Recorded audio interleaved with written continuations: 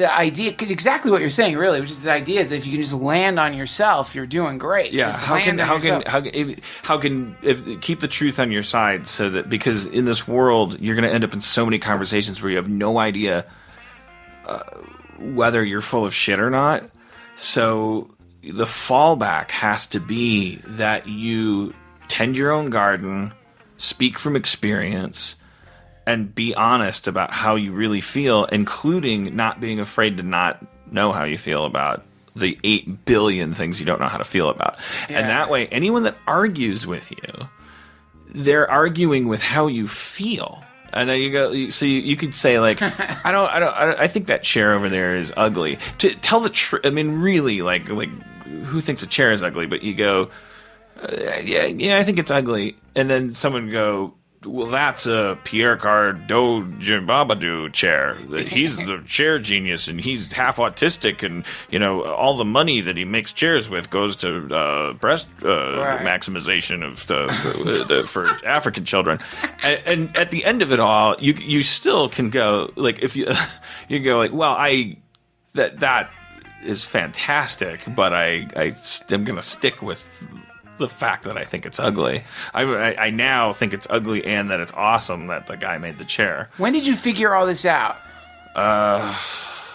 You had to have gone through a shitty, phony period. Like, how did you?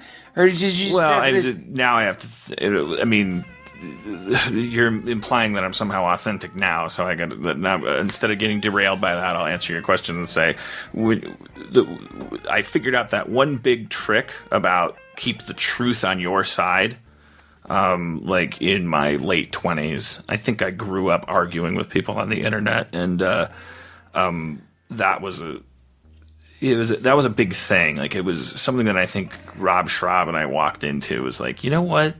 Like, if you start from the end point of a successful experience between two people who don't like each other, what's the best case scenario for an encounter between you and someone that you are never going to get along with?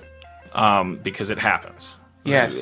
So let's write backwards from the result you would like to happen whenever you run into somebody who doesn't like you and who you're not going to like. The best case scenario is you saying, well, that's how I feel.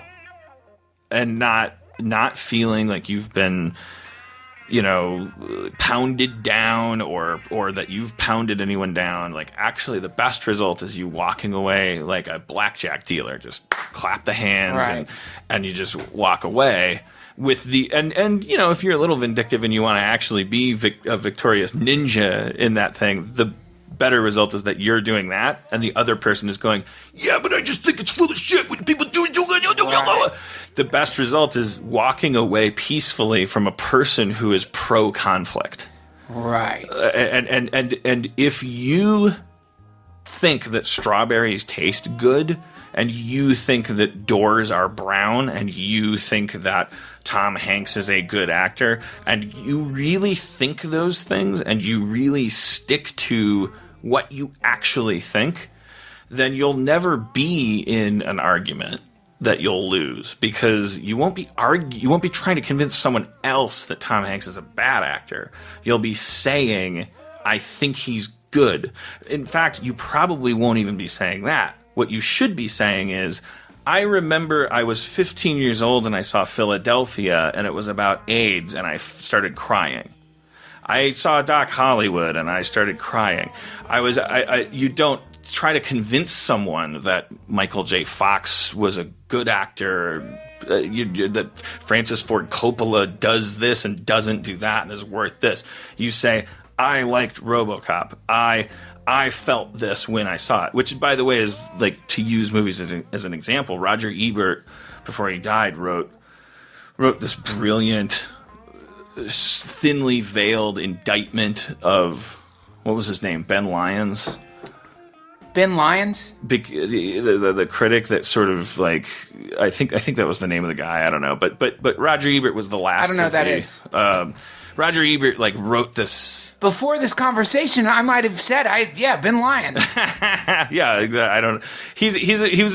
Ben Lyons he was a new school critic. He would just go like, I love this movie, I don't like that movie. Like, but it was steeped in like weird like people that invited him to the set or whatever. Roger Ebert was this old Chicago Sun-Times movie reviewer from an age when a movie reviewer could save you $8 and 2 hours of your life by telling you whether or not a movie was good. But Roger Ebert wrote a treatise about what good review is, and it all amounted to, doesn't matter where you went to college, it doesn't matter what you know, how much you've seen, an honest review, a helpful review is you saying whether or not you like the fucking thing and why.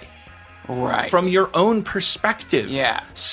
The moment you cross a line into analysis and trying to aggregate and pronouncing things, you are off in the fucking area of Verdun where everyone gets mowed down eventually by machine gun fire. Wow. You're not yourself. You're charging something. You're expanding something. You're playing God.